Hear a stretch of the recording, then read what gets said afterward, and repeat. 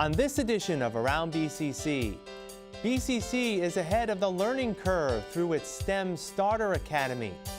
BCC brings to light the reality of sexual violence on college campuses, and students will find some intriguing course offerings as they prepare for the upcoming spring semester.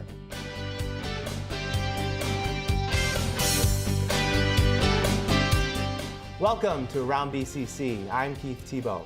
Bristol Community College has made it a priority to focus on the STEM fields, science, technology, engineering, and math.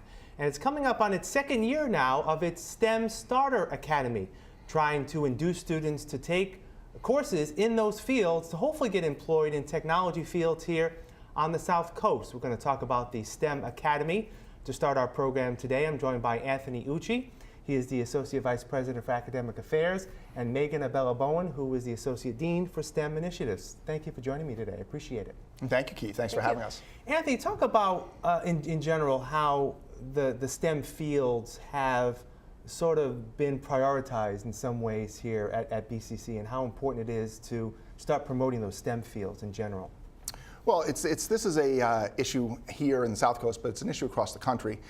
The fact is that we have less STEM graduates than we need to fill the existing STEM jobs.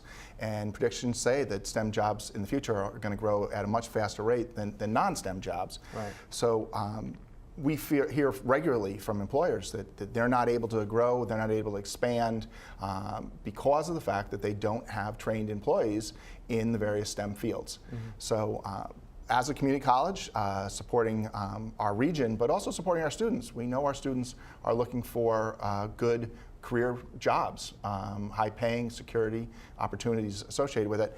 We know STEM has that potential. We also know that STEM is a challenging field. The fact is, many STEM programs are very rigorous. High levels of math, high levels of science, so they're very challenging. So we see that, those two issues as something we need to address. We need to get our students to take on this type of rigorous education because we need them down the road, and our employers need them, our region needs them. So BCC has made it a priority to develop STEM fields, and we have programs in all the various areas where there's employment opportunities here, and to make sure that we provide the necessary academic supports to allow those students to be successful in these challenging programs. Let me ask you, the jobs you talk about, are many of those also still here in the South Coast, or is that a statewide job need, or is it both? Well, recently, about 2 years ago now, they did a study, and they were looking at the fact that there was over 200,000 unemployed individuals in the state of Massachusetts that were essentially been looking for jobs and unable to find them. They found 60,000 jobs where there were openings, but no one was there to fill them. Right. And this wasn't just a Boston phenomenon. Right. This was across the entire state. And areas like information technology, advanced manufacturing, a number of healthcare fields, those all had sizable openings for people, and no one there to take those jobs. So we're really trying to encourage it. It's an opportunity in the South Coast. It's an opportunity across Massachusetts, but the reality is you could take these degrees and very likely get a job almost any place in the United States because the demand is nationwide. Megan, let me ask you, what in particular is the STEM Starter Academy, and how does that work into students who may be interested in getting in those fields? Certainly. The STEM Starter Academy is a grant that we received from the state, and it is focused on trying to encourage more students, high school students as well as non-traditional students, to come into the STEM fields. Right. And so what we're doing through the grant is we're going out and we're trying to create greater awareness, certainly in our high schools, for graduating seniors, to think about what are the options, what are the careers. As Anthony mentioned, many times students aren't even aware of all the jobs and all the opportunities that they have in the STEM fields, so they're not thinking about it. Plus, they also feel it's difficult, it's hard math, it's science, and it may be challenging for them. So the STEM Starter Academy at the high school level is really trying to encourage those students to come in, give them exposure while they're still in high school to the careers, and for those who might be struggling a little bit with math, during the fall and or spring semester, we're offering learning communities, evening courses in math and in our College Success Seminar that has a STEM focus on it. And the idea is to bring the students in, get them aware aware of the STEM careers and also help them to just up those math skills so that when they do come into the college as an incoming freshman, they're starting in college level math courses, hopefully. We're also targeting the non-traditional students, so we will be working with our one-stop career centers, our veterans, anybody else coming in who might be interested in retraining or a new career. Again, as Anthony mentioned, there's lots of jobs out there that are going unfilled right now, and if we can train up our local citizens to be ready to enter into those fields, that's what will be helpful. Now, I'm sure you're working very closely with the local high schools, guidance counselors, and also probably a number of the science and math and technology teachers in those schools to try to identify some students to bring them in. In the year or so that this has worked, how successful has it been to get those students at least thinking about STEM and maybe even coming to BCC? I guess how's the program worked thus far? It moves by, just like you said, we go into the high schools, we definitely start with guidance, but we also go directly to those math and science teachers. Right. They're the ones who know the students. Many times students self-select out of a STEM career because they think they aren't capable of it. So part of the challenge is helping them to understand that they can do the math, they can do the science, and that there's resources and supports in place to help them with that. Secondly, then it is a matter of also working through, again, awareness. So we work very closely with our Career Vocational Technical Ed program here at BCC. Right. We do a lot of STEM career days where we go out, or we bring the students in and we actually show them around our labs. That helps them to understand, oh, that's what you would do in biotech, or that's what manufacturing is all about. It's not what I thought it was. Right. And so there's a part of just changing that whole equation that these are things they can do and that's not out of their purview. And then the next piece is really trying to convince those students. The hard part is during the fall and spring semesters, you are asking students, high school students who have a lot on their plate, to take a couple of additional classes, usually in the evenings, usually starting around 4 o'clock at all 3 of our campuses, Attleboro, New Bedford, and Fall River. And you're asking them 2 nights a week to come in for about 2 more additional hours. Mm-hmm. And they're juggling a lot. So it's a matter of also helping them to see what is the benefit of taking these courses now, and how does that help them down the road? And I find that if you can kind of show them the benefits, and it just has to work in their schedule. I mean, that's probably the challenge that we have, is the scheduling of students today. And I know that must impact Anthony in a positive way. We've done segments on the show in the past about the developmental education that needs to be done for some of these high school students entering BCC. They're already behind in some ways. So this is a good way for these students specifically interested in these fields to get that leg up. Right, absolutely. One issue that's a little challenging is we have a dual enrollment program, right. And the state dual enrollment limitations in the past has not allowed students to take developmental classes. The fact is that the state saw developmental classes as something that should be done at the high school level, and by paying for students to take that at the college, they didn't see that as an appropriate use of state funds. Right. But we found that many students were being held back by that. And particularly students in STEM, where they really needed to come in with their high school math really done if they wanted to progress quickly. So this is a big opportunity for us to deal with those developmental courses before they arrive. And one point that we should make about this is all free of charge. Right. The fact is those students can get started, and if they want to stick with it, we've run those learning communities now spring, fall, and summer. And so pretty much wherever you are in your math skill set, you can get up to college level math before you get here if you're willing to commit the time. Right. And we've had some great success with that, and we have a number of students who are starting this fall in our STEM programs that have come through these STEM Academy in our summer program, and they got a big leg up, some of them having as much as I think it was like 7 or 8 credits out of the way before they got started. And again, free of charge for students who meet the eligibility requirements and want to pursue a STEM program here. And that all builds into the mission of BCC to build upon retention and keeping students here.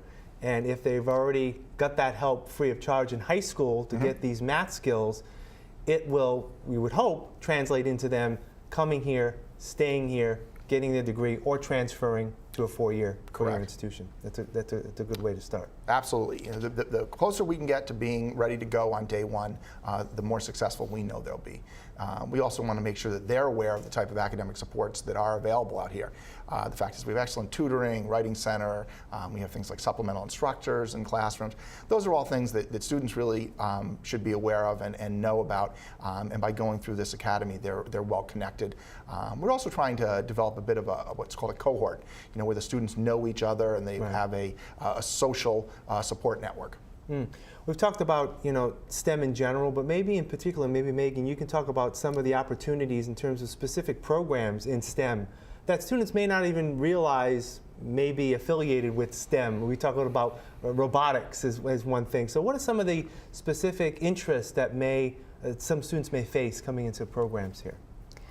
Well, I think you kind of hit on it. A lot of students aren't aware of, if they get a degree in science, Right. or if they get a degree in math, how transferable those skill sets are. So part of what we try to do is help them to see all the opportunities. So the summer bridge program that we had, many of those students came to us and said we want to create a club for STEM students as a way of creating greater awareness. So we have started a STEM club this fall. Right. It's still getting its feet, you know, on the ground, but part of that is we're bringing in a variety of guest speakers to come in and speak to the students. We're going on tours to local companies, so we might go out to someplace like iRobot. That's like the big thing everybody wants Right. to be doing right now.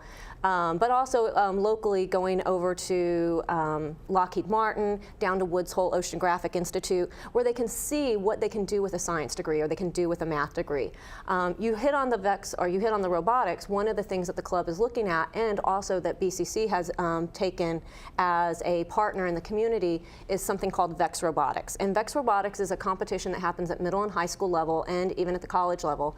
And we've been asked to be a regional competition site. Right great. now in the Southeast, if communities want to compete, they have to go all the way to Worcester, and that can be a challenge for a lot of middle school and high schools. Right. And so with us coming on board to basically become a VEX Robotics location, we're hoping to hold our first scrimmage in January just to learn the process of it, and a year from now be a full-fledged competition location for Southeastern Mass.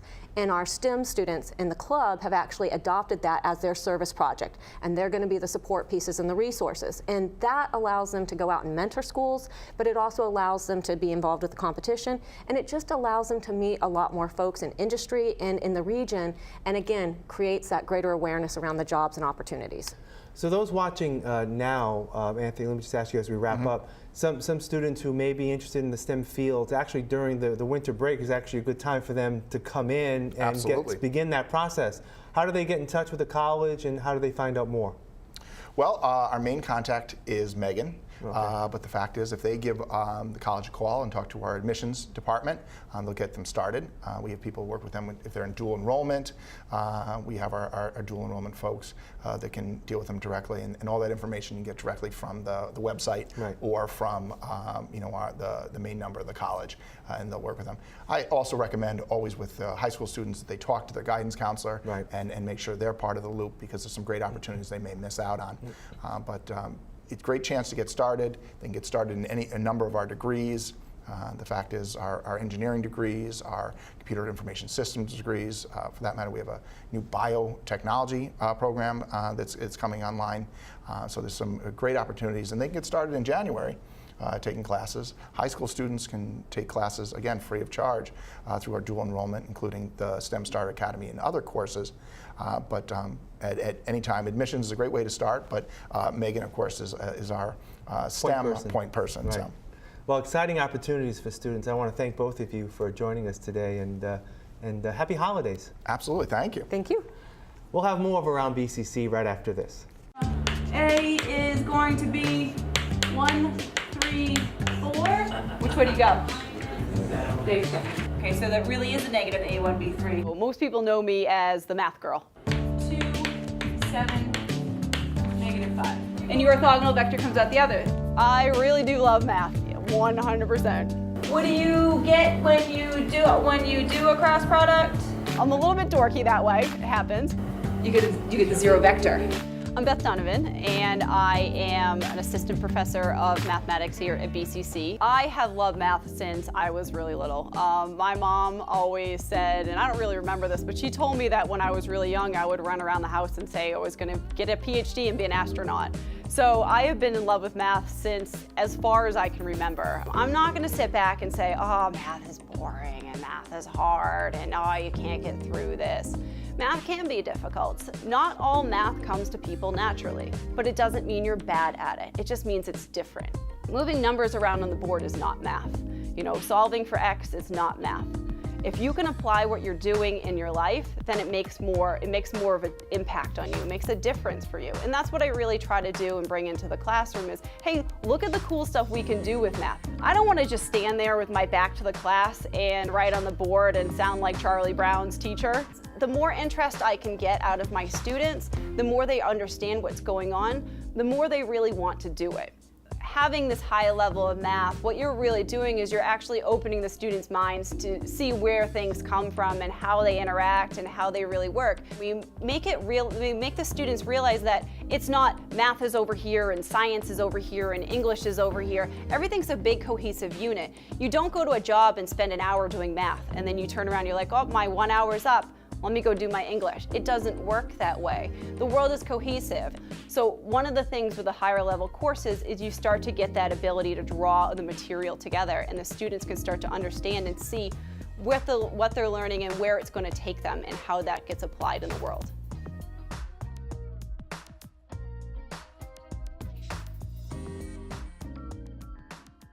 Welcome back.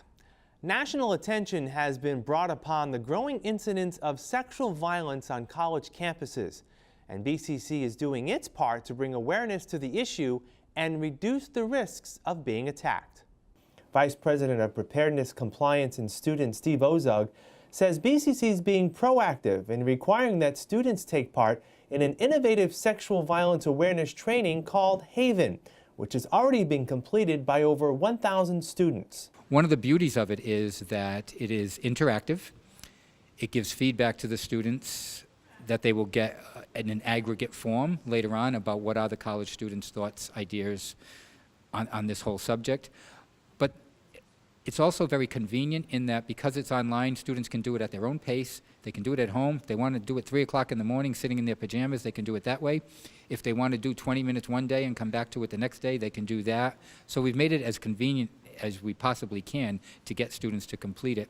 The BCC Student Senate is engaging students to lend outward support against violent attacks on campus by partnering with the National No More campaign. The whole idea behind No More is to show our pledge on what we can do to stop sexual violence and stuff like that. And it's very simple, and being part of like a community college, it's very hard to kind of, I guess, go out and get people to participate and everything like that. And with a simple thing such as no more, and then you fill in the blank, whatever you want. Like some people are writing excuses, no more ignoring it, et cetera, like that. It's a lot easier to connect to students as a whole versus just like trying to get them to participate in an event that would be like, that would require a lot more planning and timing.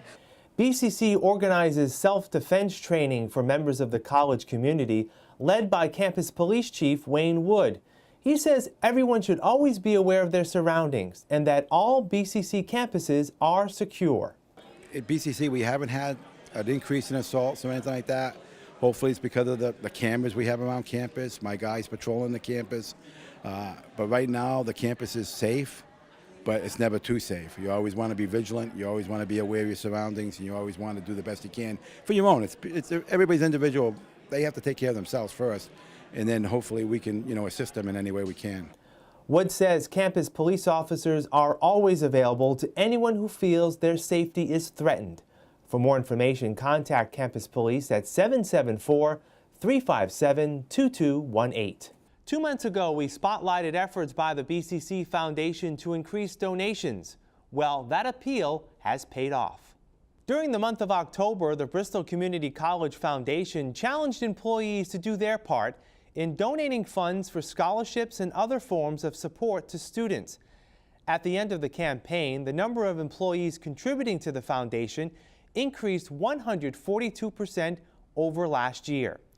During an event to celebrate the increase in giving, Foundation Board member Jim Collins shared the story of how his youngest daughter, who struggled through the public school system, thrived during her years here at BCC. After graduating from Durfee, which we all had our fingers crossed, she came here to BCC. And when she did, the employees here just took care of her right from the day that she walked in to the day that she graduated. And we were so proud to see her graduate.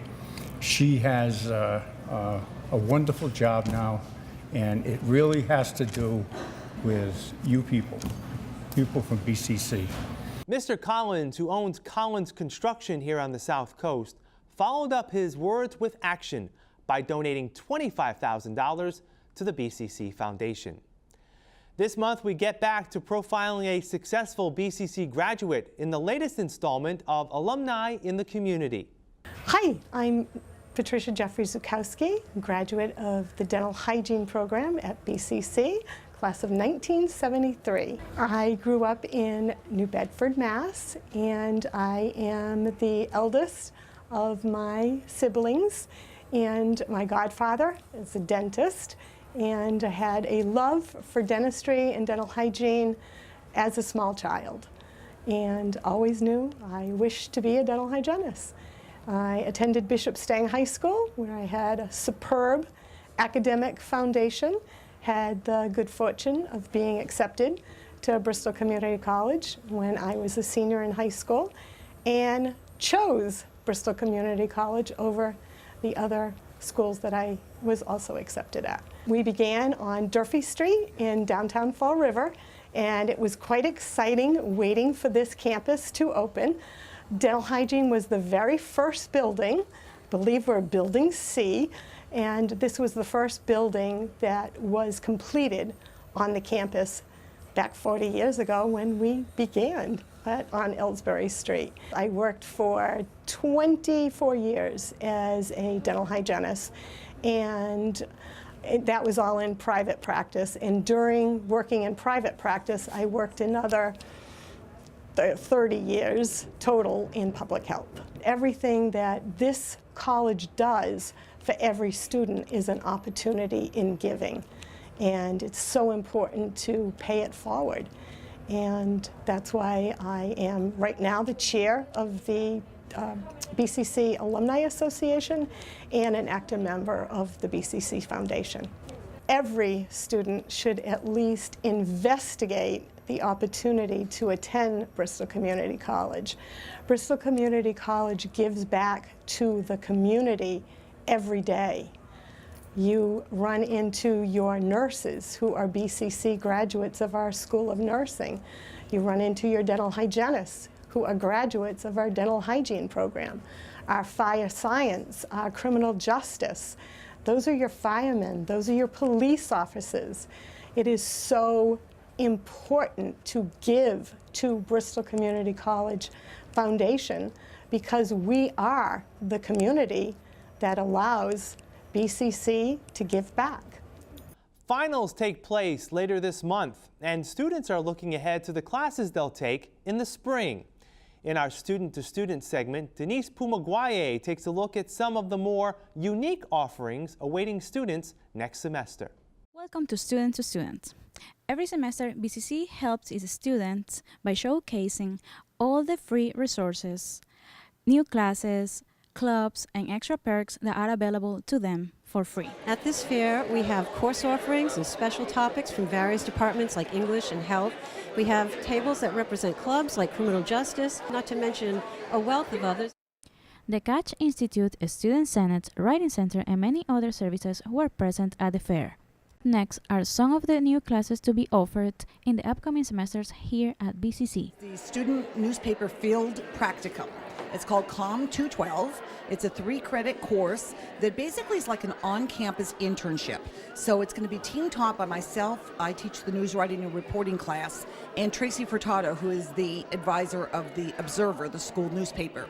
So we're going to be actually doing it like a lab. So half of the class will be talking about the principles and concepts we need to know when we're creating a newspaper, and the other half will actually be creating the newspaper. It's English 217, writings from the margin of contemporary American literature, although for the actual way that it's described in the CRN, it's writings from contemporary American literature. Very confusing, 2 different titles, but the important part here is that we're looking at all different types of texts: film, comics, novels, memoir, stand-up comedy. Everything is a text in this class, and I think that one of the things I really want to talk about is race identity and also ethnic identity and the way that that influences cultural production. A new course which is being offered in the fall of 2015. It's called an Introduction to Permaculture, also in the Sustainable Agriculture Department.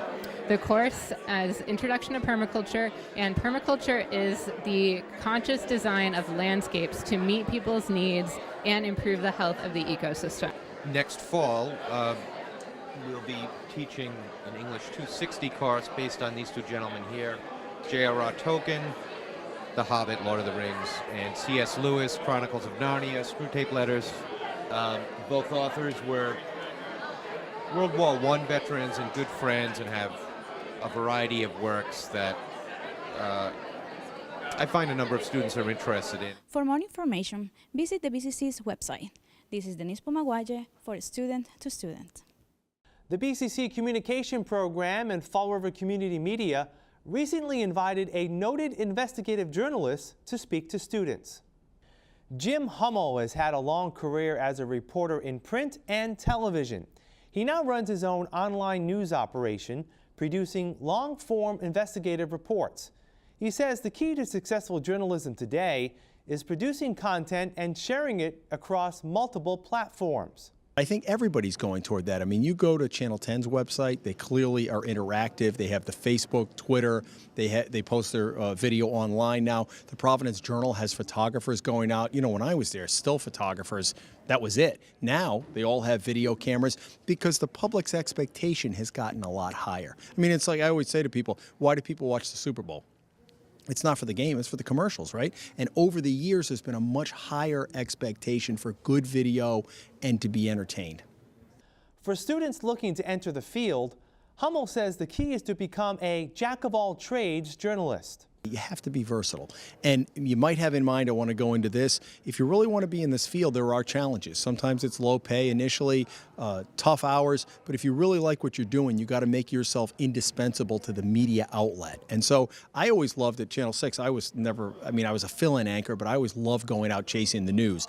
They kept me there because I made myself indispensable. So if you can edit, if you can shoot, if you can do interviews, do all of that stuff that used to be parceled out to 3 or 4 different employees, if you can do that, that becomes attractive to an employer. That's all for Around BCC for this month. As we leave you, we invite you to look back at 30 years of printmaking, an exhibit featuring the work of James Stroud and the Center Street Studio held at the Grimshaw Goodowitz Art Gallery.